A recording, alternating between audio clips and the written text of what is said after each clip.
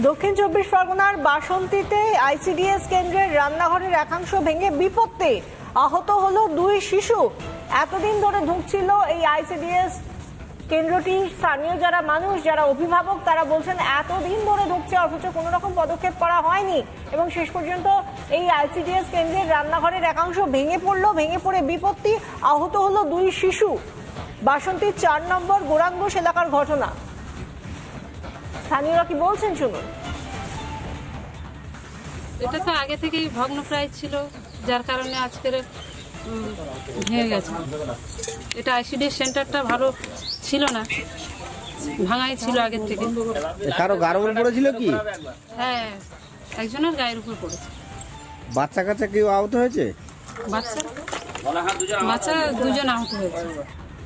শিশুদের জীবন নিয়ে পর্যন্ত এত ছিনিমিনি খেলা হচ্ছে, যেখানে এতদিন ধরে ঢুকছে একটা আইসিডিএস কেন্দ্র, সেখানে কেন কোনো রকম নজরদারি নেই, কোনো পদক্ষেপ নেই? কি বলছেন এই নিয়ে বিরোধী দলনেতা শুভেন্দু অধিকারী, শুনুন। বড় 5 তলা পাকা বিল্ডিং পড়ে যাচ্ছে, আইসিডিএস তো ছোট ছোট ঘর। মমতা ব্যানার্জি 1,20,000 টাকা বাড়ি দিচ্ছে, আর এখানে বসিরহাটে 2.5 লক্ষ টাকার বাথরুম তৈরি হচ্ছে। বড় বড় 5 তলা 6 তলা 7 তলা বাড়ি পড়ে যাচ্ছে, নয় হেলে যাচ্ছে, আর আইসিডিএস সেন্টার তো যাবে। টাকা ছাড়া কোনো কথা নেই। মোদিজি 72 লক্ষ শৌচালয়ের টাকা দিয়েছেন, কোন শৌচালয়ে কোনো মোটা লোক ঢুকতে পারে না, বেরোতে পারে না। যেভাবে বাড়ি ভেঙে পড়ছে, একটা বাড়ির উপর আরেকটা বাড়ি হেলে পড়ছে, তার দিকেই কোনো হুঁশ নেই। আর কি করে আইসিডিএস কেন্দ্রের দিকে হুঁশ রাখবে প্রশাসন, এই নিয়ে কটাক্ষ করছেন শুভেন্দু অধিকারী। এবং তিনি এটাও বলছেন যে কোনো কারোরই কোনো দাম নেই, একমাত্র দুর্নীতি। এক্ষেত্রে দুর্নীতিগ্রস্ত যারা প্রশাসনিক নেতা, যারা শাসক দলের নেতা, তাদেরকেই দোষারোপ করছেন শুভেন্দু। অন্যদিকে যে ঘটনাটা ঘটেছে, যার জন্য 2 শিশুর আঘাত লাগলো, আহত হলো 2 শিশু, আইসিডিএস কেন্দ্রের রান্নাঘরের একাংশ ভেঙে গেল, যার জেরে বিপত্তি, আহত 2 শিশু। বাসন্তীর 4 নম্বর গোরাঙ্গোস এলাকার ঘটনা। যারা অভিভাবক তারা বলছেন দীর্ঘদিন ধরে এই অবস্থা, যে অবস্থার ছবি আমরা দেখাচ্ছি, এবং আজকে নতুন কোনো একটা বিষয় নয় যে নতুন করে খারাপ হয়ে গিয়েছে এই আইসিডিএস কেন্দ্রটি। অনেক দিন ধরে এই পরিস্থিতি, তারপরে শেষ পর্যন্ত রান্নাঘরের একাংশ ভেঙে গিয়ে বিপত্তি।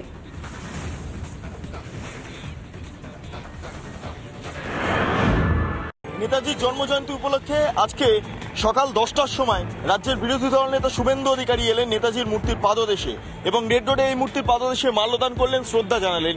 যে আজকে কেবলমাত্র রেড রোড জুড়ে নেতাজি সুভাষচন্দ্রের মুখই কার্যত দেখা যাচ্ছে, কারণ প্রতিবার দেখা যায় নেতাজি সুভাষচন্দ্র বসুর মুখের পাশাপাশি বিভিন্ন ক্ষেত্রে রাজ্যের মুখ্যমন্ত্রী মমতা বন্দ্যোপাধ্যায়ের পোস্টারও বিভিন্ন অংশে সেটে দেওয়া থাকে, কিন্তু আজকে সেই ছবি দেখা যাচ্ছে না।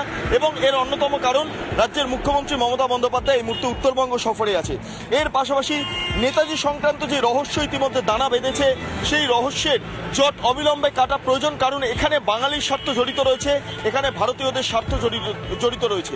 অর্থাৎ এক্ষেত্রে দাঁড়িয়ে এই রহস্য উন্মোচনের মাধ্যমে নেতাজি সুভাষচন্দ্রকে প্রপার অর্থাৎ গুরুত্ব সহকারে তাকে সম্মান জানানো হবে, শ্রদ্ধা জানানো হবে, কারণ দেশ স্বাধীনের পেছনে নেতাজি সুভাষচন্দ্রের অবদান সত্যি অনস্বীকার্য। ভারতীয়দের কাছে ভিডিও জার্নালিস্ট রবি শর্মার সঙ্গে বিট্টু রায় চৌধুরী, রিপাবলিক বাংলা, কলকাতা। অপরাধীদের মুক্তাঞ্চল মালদা। এবার মাধ্যমিক পরীক্ষার্থীকে অপহরণের অভিযোগ। মালদার মানিকচকে ছাত্রীকে অপহরণ, পুলিশের বিরুদ্ধে নিষ্ক্রিয়তার অভিযোগ। নিষ্ক্রিয়তার অভিযোগে পুলিশ সুপারের দ্বারস্থ কিশোরীর পরিবার। 17 তারিখ থেকে খোঁজ নেই তাদের মেয়ের। ঘর থেকে অপহরণ করা হয়েছে তাদের মেয়েকে, বাইকে করে তুলে নিয়ে গিয়েছে, দাবি কিশোরীর পরিবারের। পুলিশ সুপারের দ্বারস্থ কিশোরীর পরিবার। অপরাধীদের মুক্তাঞ্চল মালদা। এবার মাধ্যমিক পরীক্ষার্থীকে অপহরণ। মালদার মানিকচকে ছাত্রীকে অপহরণ করা হয়েছে বলে অভিযোগ। ছাত্রীর মা কি বলছেন শুনুন। কাজের জন্য এসেছিলাম, এবার বাড়ি গেছি 4:30 দিকে, দেখলাম কি আমার মেয়ে নাই। তারপরে গ্রামবাসীরা বললো কি আমার মেয়ে বাইরে হয়েছিল, ওখান থেকে উঠিয়ে নিয়ে গেছে, অপহরণ করেছে ওখান থেকে। তারপর আবার আমরা আসলাম মানিকচক থানা 18 তারিখে। 18 তারিখে এসে আবার করলাম, তো এখানে কিছু করে দিল না। তারপরে আবার ওখান থেকে আসলাম করে, তারপর আসলাম এখানে এসপির কাছে। আমার মেয়ে মাধ্যমিক দিবে এবার। অপহৃত ছাত্রীর বাবা কি বলছেন শুনুন।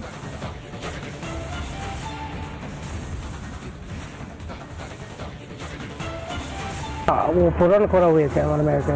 হ্যাঁ, থানাতে অভিযোগ করেছি, যে মানে অভিযোগ করলাম, তো ওইখান থেকে কিছু খবর পাওয়া যাচ্ছে না। এখন মানে মাধ্যমিকের পরীক্ষা আছে আমার মেয়েকে চাই আমি। অপরাধীদের মুক্তাঞ্চল মালদা, স্থানীয় বিজেপি ও তৃণমূল নেতৃত্ব কি বলছেন এই নিয়ে শুনুন। গত কয়েকদিন আগে মাধ্যমিকের ছাত্রী অপহরণ হয়, মানিকচক থানার পুলিশ কোনো ব্যবস্থাই নিতে পারছে না। পরিবার বাধ্য হয়ে এসপির কাছে এসছে, এখনো পর্যন্ত কোনো সুরাহা হলো। গত কয়েকদিন আগে মুখ্যমন্ত্রী মালদায় এলেন, তিনি নারী সুরক্ষার কথা বললেন, অপরাজিতা বিলের কথা বলছেন, কিন্তু বাস্তবে তিনি পুলিশকে কিন্তু কার্যকরী কিছু করে দেখানোর ব্যবস্থা করতে পারছেন না। আজকে একটা মাধ্যমিক ছাত্রী অপহরণ হয়ে গেল পরীক্ষার সামনে, তারপরেও পুলিশ কোনো ব্যবস্থা নিচ্ছে না। পুলিশ কেবলমাত্র তৃণমূল নেতাদের চামচাবাজি করতে ব্যস্ত, এবং যেখানে যে ক্রাইম ঘটছে মালদা জেলায়, ভয়ঙ্করভাবে তৃণমূল নেতারা হত্যা হয়ে যাচ্ছে, কোথাও গন্ডগোল হচ্ছে, কিন্তু পুলিশ নিশ্চুপ। পুলিশের কাছে যেহেতু অভিযোগ জমা পড়েছে, কনসার্ন থানার অফিসার্সরা ইনভেস্টিগেশন অলরেডি স্টার্ট করে দিয়েছে, এবং খুব শীঘ্রই এটার ব্যাপারে যারা আসামি তারা সাজাপ্রাপ্ত হবে। আর বিজেপি কি অভিযোগ করছে, এটা যত কম বলা যায় তত ভালো। বিজেপি শাসিত রাজ্যগুলোতে মহিলাদের যে মিনিমাম সুরক্ষা নেই, এটার জন্য বিজেপি যে সব জায়গায় দায়ী, এটা তো বলার অপেক্ষা রাখে না। ট্যাংরার 11/2 ক্রিস্টোফার রোডে যে বাড়িটি হেলে পড়েছে, কলকাতা পুরসভার তরফে এবার সেই বাড়িটিকেই ভেঙে ফেলার নির্দেশ দেওয়া হয়েছে। ঠিক যে বাড়িটি হেলে পড়েছে, বিপজ্জনক বাড়ি হিসেবে চিহ্নিত করা হয়েছে, সেই বাড়িটির নিচেই এই মুহূর্তে আমরা দাঁড়িয়ে রয়েছি। আর এই হচ্ছে সেই নোটিশ, কলকাতা পুরসভার 7 নম্বর বোর্ডের তরফ থেকে এমনটা কিন্তু নোটিশ দেওয়া হয়েছে, এবং যেখানে বলা হয়েছে উইদিন 3 ডেজ, অর্থাৎ 3 দিনের মধ্যে এই বাড়িটি খালি করে ডেমলিশ করা হবে, মানে ভেঙে ফেলা হবে। বাড়ির মাথা এই মুহূর্তে পুরোপুরি হেলে রয়েছে পাশের বাড়িটি, অর্থাৎ এই সাদা বিল্ডিংটার সঙ্গে, যে কারণে এই মুহূর্তে কিন্তু একটা আতঙ্ক রয়েছে। যারা স্থানীয় লোকজন রয়েছেন তারাও এই মুহূর্তে আতঙ্কিত হয়ে রয়েছেন, কারণ প্রচুর বাসিন্দারা এই বাড়িটির আশেপাশে থাকেন। এই জায়গা থেকে কিন্তু এই মুহূর্তে আতঙ্ক রয়েছে, এবং সব থেকে বড় বিষয়, এখন তারা কোথায় যাবেন এই বিষয়ে প্রশ্ন তুলতে শুরু করে দিয়েছেন বাড়ির যারা বাসিন্দা তারা। সব মিলিয়ে কিন্তু আজকে এখানে পুরসভার আধিকারিকদের আসার কথা রয়েছে, তারা এসে সব বিষয়টা ইন্সপেকশন করবেন আরো একবার। ভিডিও জার্নালিস্ট মহিতার সঙ্গে ইন্দ্রিলা ঘোষের রিপোর্ট, রিপাবলিক বাংলা, কলকাতা। অভয় মামলায় হাইকোর্টের দ্বারস্থ সিবিআই, সঞ্জয়ের ফাঁসির সাজা চেয়ে হাইকোর্টের সিবিআই। এই ঘটনা বিরলের মধ্যে বিরলতম বলে উল্লেখ আবেদনে। অভয়া হত্যাকাণ্ড আইন ব্যবস্থাকে নাড়িয়ে দিয়েছে। এই অপরাধের ক্ষেত্রে দৃষ্টান্তমূলক শাস্তি দেওয়ার প্রয়োজন, সহানুভূতি নয়। এই অপরাধের জন্য মৃত্যুদণ্ডই প্রাপ্য। কঠোর শাস্তি না দিলে অপরাধীদের ওপর বিরূপ প্রভাব পড়বে।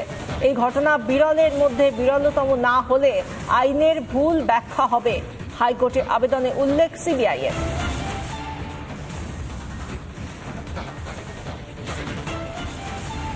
অভয়া মামলায় যেখানে শিয়ালদা আদালতের তরফ থেকে দোষী সাব্যস্ত হওয়া সঞ্জয়কে আমৃত্যু কারাবাসের সাজা শোনানো হয়েছে, সেই অভয়া মামলা এবার হাইকোর্টের দ্বারস্থ সিবিআই। এর আগেই নিম্ন আদালতে সিবিআই বলেছিল আবেদনের মধ্যে দিয়ে যাতে এই মামলাকে, এই অপরাধকে বিরলের মধ্যে বিরলতম হিসেবে গণ্য করা হয়, কিন্তু তা করা হয়নি শিয়ালদা আদালতের বিচারকের তরফ থেকে। এবার সঞ্জয়ের ফাঁসির সাজা চেয়ে হাইকোর্টে সিবিআই। এই ঘটনা বিরলের মধ্যে বিরলতম বলে উল্লেখ আবেদনে।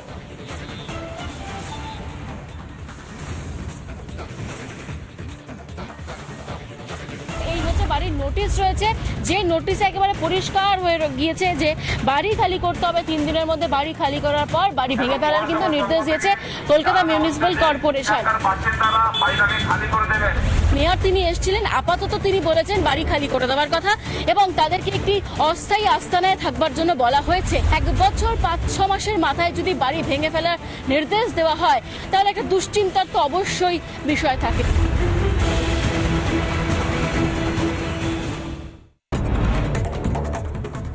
সল্টলেকের সেক্টর 5-এর একটি আবাসনের 11 তলায় তল্লাশি চালাচ্ছে ইডি। 11 তলায় একটি কোম্পানির অফিসে চলছে তল্লাশি। সূত্রের খবর, ভুয়ো কল সেন্টারের নামে আর্থিক প্রতারণার মামলায় কেন্দ্রীয় বাহিনী নিয়ে হানা। ফের কলকাতায় ইডির তল্লাশি। পিকনিক গার্ডেন রোডের একটি আবাসনে এনফোর্সমেন্ট ডিরেক্টরেটের আধিকারিকরা, কেন্দ্রীয় বাহিনী নিয়ে সকাল থেকে হানা ইডির। ব্যাংক প্রতারণা মামলায় কোমর বেঁধে ময়দানে নামলো ইডি। বাগুইয়াটির একটি আবাসনে ইডি।